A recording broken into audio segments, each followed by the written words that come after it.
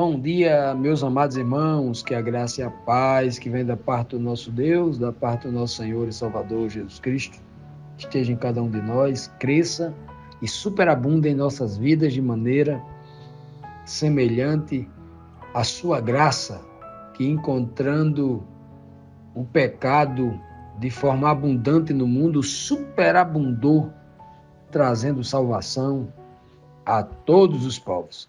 Amados, estamos hoje na quarta-feira, dando prosseguimento aqui à nossa lição bíblica diária, a lição desta semana, quando o Senhor se levanta para julgar o seu povo, né? Julgar o mundo todo. E ontem, na quarta-feira, nós estudamos aqui Isaías 3, a partir do versículo 8, né? As perguntas 7 e 8 também, quando nós vimos o Senhor dizer que Jerusalém foi arruinada, Judá estava caída, né? Tanto as suas pregações, a sua fala, quanto as suas obras se tornaram contra o Senhor, contra Deus, né? E tudo isso eles fizeram de forma dolosa, de forma intencional, para provocar a ira de Deus. Veja que é o pior pecado, né? Dizem os teólogos que há 3 pecados, né? O pecado por ignorância, aquele que você faz sem conhecer; o pecado por negligência, aquele que você sabe que tem que fazer o certo, mas não faz, né? E o pecado por dolo, aquele que você sabe que é errado, sabe que vai sofrer as consequências, mas você faz porque ama, porque você quer provocar Deus, você quer medir força, quer entrar numa queda de braço com Deus, né? É o que Israel está fazendo aqui, provocou, né? A glória de Deus, provocou os olhos da sua glória, diz o texto. Diz ainda mais que o aspecto do rosto do povo testificava, né, que eles estavam tornando público os seus pecados, como se vangloriando da sua própria maldade, como o povo de Sodoma, né? E o Senhor disse, né? Ai da alma de vocês, né? Vocês estão fazendo mal a si mesmos, ou seja, não é eu que vou castigar vocês, vocês vão sofrer as consequências naturais dos seus próprios atos. As pessoas colhem aquilo que plantam, né? É isso que o Senhor está dizendo aqui. E vimos também na 8ª pergunta de ontem, quando o Senhor diz que eles estavam tão perdidos que estavam sendo governados por crianças, né? Por crianças. E o poder das mulheres, aqui há uma linguagem bem especial, no sentido, né, apresentando as mulheres como, segundo os olhos dos próprios líderes, eram pessoas frágeis. Aí o Senhor está dizendo, elas que vocês consideram frágeis é quem está governando sobre vocês. Ou seja, mostrando aqui uma ideia de um governo frágil, humanamente frágil, né? Aí o Senhor diz, meu povo, as autoridades estão enganando vocês. Aí o Senhor agora, né, estava se dirigindo com palavras de condenação, com palavras de juízo contra os líderes. Agora o Senhor, ele se dirige diretamente ao povo sofrido, né? Aos súditos daquele reino. Ele fala, meu povo, as autoridades estão enganando vocês, estão lhes mostrando um caminho errado. Olha só como Deus fala, né? Isso é tão importante, porque nos dias de hoje, quando eu mesmo me levanto aqui contra alguns ensinamentos equivocados de alguns pastores que pregam medo para explorar as pessoas, para tirar-lhes a paz de espírito, colocando medo do pagamento, tem que pagar para ser abençoado, roubando as pessoas, enganando as pessoas, né? E algumas pessoas não entendem, né? Não, mas você não pode falar com o ungido do Senhor. O próprio Senhor está me dando exemplo o tempo todo, em mais de 200 passagens bíblicas, só do Antigo Testamento, o Senhor o tempo todo falando contra a liderança. E sempre o pecado está na liderança. Eles são os grandes responsáveis pela queda da igreja, né? O tempo todo o Senhor está dizendo isso. Mas hoje, eles conseguiram colocar na cabeça do povo, dos pobres coitados, que eles são ungidos. O povo de agora é diferente do povo do passado. Eles são maiores do que Pedro, do que Paulo, são melhores, são mais santos, né? E aí O povo entendeu isso, numa ignorância, numa cegueira espiritual sem precedente a que nós vivemos hoje, né? E então chegamos aqui à pergunta 9, que diz assim: o Senhor se levantará para julgar quem? E por que ele vai se levantar para julgar? Isaías 3, 13 a 15 diz: o Senhor se levanta para pleitear, para combater, para questionar, né? Para ponderar. O Senhor se levanta para pleitear e põe-se de pé para julgar os povos. O Senhor entrará em juízo contra os anciãos do seu povo. Os anciãos eram o povo mais velho, o povo mais inteligente, os mais sábios. A liderança eram toda de anciãos, né? E contra os seus príncipes, príncipes tanto religioso quanto civil. Príncipe quer dizer os principais, os maiorais, os maiores cargos, os maiores postos, né? E que fostes vós que consumiste esta vinha. Quem consumiu a vinha? Os anciãos e os príncipes, os maiores, o sumo sacerdote, os pastores, os líderes religiosos, os líderes políticos, né? Consumistes a vinha. A vinha é um grande tipo da alegria do povo, né? Uma tipologia do espírito. O espólio do pobre. A única herança que o pobrezinho tinha, eles tomaram tudo. Ó. O espólio do pobre está em vossas casas. Que tendes vós, que esmagais o meu povo e moeis as faces dos pobres, diz o Senhor dos Exércitos. Está aqui. Aí eu pergunto a todo homem santo e espiritual nos dias de hoje que vai estar ouvindo este áudio. Qual o discernimento que você tem que não consegue enxergar que esta palavra, né, se você enxerga, louvado seja Deus, mas se você não enxerga, está preso a alguma religiosidade, alguma placa, algum movimento, é defensor da sua igreja, instituição, e não de Cristo, e não da verdade bíblica, onde é que está o seu discernimento que você não enxerga a verdade que está sendo dita aqui? Né? A verdade clara. A igreja de hoje, se você for na igreja, isso eu estou falando de 99%, escapa uma ou outra ali dentre milhões, né? Ou dentre milhares, desculpe, porque são 176 mil igrejas no mundo, né?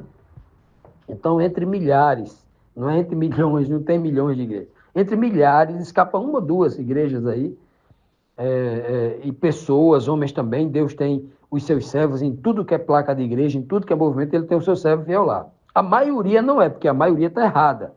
Não é só um remanescente, só um restinho, um pouquinho, um povozinho de Jacó. É só um restinho que escapa. É o que a Bíblia está dizendo. De 32 mil soldados, só ficou 300.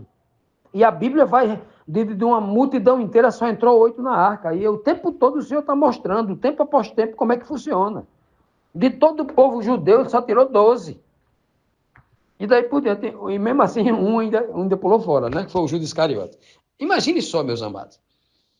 O texto está dizendo aqui, para mim e para você, que o ancião, que o príncipe, ou seja, que a liderança, está explorando o pobre, arrancando tudo dele, e enganando o povo, e o Senhor está dizendo, cuidado que eles estão enganando vocês.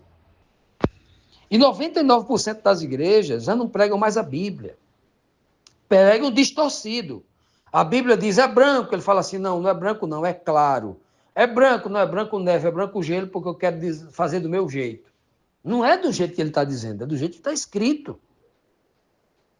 E aí a igreja, ela vai enganando o povo para tirar tudo que o povo tem. Se você for em 99% das igrejas hoje, num culto de domingo, num culto de louvor, você vai ver manifestação da carne, exibição do corpo, exibição da voz, exibição da palestra, do homem eloquente e sempre arrecadação de dinheiro. A motivação do culto é a arrecadação de dinheiro. Uma coisa que não existia no tempo de Cristo. No culto de Cristo não tinha dinheiro. Não tinha isso. Porque o próprio Cristo falou assim, ó, dê a César o que é de César. O dinheiro está vinculado a mamão, as coisas desse mundo aqui. Não misture com o sagrado. O sagrado tem a ver com o espírito, com a adoração. Deus busca adoradores que o adorem em espírito. Vocês estão misturando as coisas. Não estamos dizendo aqui que o membro não pode participar com dinheiro. Tem que participar com dinheiro na igreja. Para comprar a cesta básica do pobre que está passando, para mandar fazer um livro, para evangelizar, para pagar água, para pagar a luz, para pagar a despesa de um missionário que vai botar um combustível no carro, que vai precisar comer na viagem, né? Sim, tem que ter isso. Ninguém está discutindo isso, não. Estamos falando de algo mais importante que está acontecendo nas igrejas. A exploração do pobre, a exploração das pessoas, como se fosse um banco de investimento. Os líderes estão ficando cada vez mais ricos e os pobres cada vez mais pobres nas igrejas, com promessa de que vão ficar ricos e nunca vão ficar. Aí, dentre milhões de seguidores, ele pega um ou outro testemunho isolado. Porque eu tinha uma empresa e a minha empresa estava falida, eu entrei nessa igreja aqui, aí dei uma oferta e agora a minha empresa prosperou. 1 em 1 milhão. Os outros pobres que venderam casa, venderam tudo e entregaram lá, não ganharam nada. Continuam na desgraça, com manifestação da mesma fé que o outro fez, e não aconteceu com ele. Uma estratégia de marketing, e as pessoas pobres, coitadas, sem conhecer a verdade, sofrendo. Nós temos, como atalaias da verdade, de trazer a verdade bíblica, como está escrito aqui, para as pessoas despertarem com discernimento espiritual, para servirem a Deus, ser servo de Deus e não servo do homem. Continuando, meus amados, vamos aqui para a 10ª pergunta da nossa lição, Isaías 3,16, que diz assim: como vivem as filhas de Sião? Como são as filhas de Sião e qual o significado tipológico disso tudo, né? Filhas, na tipologia, meus amados, filha é filha de uma mãe, né? Obviamente. A mãe, na palavra de Deus, a palavra de Deus geralmente usa a igreja como mulher. Mulher, igreja, mãe, né? Apocalipse tem 2 referências, Apocalipse 12 e 17, traz isso com muita clareza, né? A própria Bíblia diz que Jesus é o noivo e a igreja, o grupo de crentes, a congregação dos crentes, é a noiva, é a esposa, né? Então, Isaías vai falar isso no capítulo 4, né? Que 7 mulheres, 7 igrejas, todas as igrejas no tempo do fim vão cometer um erro gravíssimo. Mas isso é um estudo mais para frente, quando chegarmos no capítulo 4. Então, quando eu leio essa pergunta aqui, como vivem as filhas de Sião, ou seja, as descendentes da igreja mãe lá do passado, como é que elas vivem, né? Fruto das descendentes das 12 tribos de Israel, e hoje no cristianismo, descendente dos 12 apóstolos, né, as filhas de Sião. Então, quem são as filhas de Sião e qual o significado? Isaías 3,16 diz ainda mais o Senhor, porquanto as filhas de Sião se exaltam e andam com o pescoço erguido. Em algumas versões fala o nariz erguido, o nariz empinado, né? Lançando olhares imprudentes, aqueles olhar da paquera, né? Querendo um homem, querendo vender o corpo, querendo, né? Querendo procurar problema para a vida, né? Assim que dizem os antigos. Lançando olhares imprudentes. E quando andam, caminham afetadamente, ou seja, buscando um olhar, um reconhecimento, um cicio, né? Fazendo tilintar com os seus pés. O que ele quer dizer aqui, tilintar com os seus pés? É que, antigamente, as mulheres se enfeitavam, geralmente, quando estavam buscando encantar um homem, buscar um marido. Inclusive, a noiva, ela se ataviava, se enfeitava toda, cheia de joias, cheia de pendentes, de colares, de pulseiras, de tornozeleiras, né? De ouro por tudo que é canto e tal, tiara na cabeça, muito enfeitada. Isso também encontramos, inclusive, no Apocalipse, né? A igreja vai descer nos últimos dias como uma noiva ataviada para Cristo, né? Para casar-se com ele, depois de um milênio. Está lá no Apocalipse, capítulo 21, né? Pois bem, então, aqui está dizendo que ela anda com um tilintar, com os pezinhos, né? Com aquelas tornozeleiras, tipo uma pulseira lá no tornozelo, lá no pé, lá embaixo, e ao balançar aquela correntinha que está no tornozelo, com um monte de chocalhozinhos, para chamar a atenção, para o andar dela, para o homem chamar a atenção do homem. né? Chamar a atenção do homem. Chamar a atenção para ela do homem. Olha que coisa interessante. Inclusive, o sumo sacerdote, ele quando entrava no Santíssimo Lugar, nas roupas sacerdotais de honra, ele tinha uns sinetes na barra do vestido, para que ao entrar no silêncio profundo do povo de Israel lá no Santíssimo, ao trabalhar lá, entrava sozinho lá, o povo ouvisse ele andando ou fazendo alguma coisa lá dentro, até para saber que ele estava vivo lá dentro, né? Então, as mulheres aqui, elas estão andando com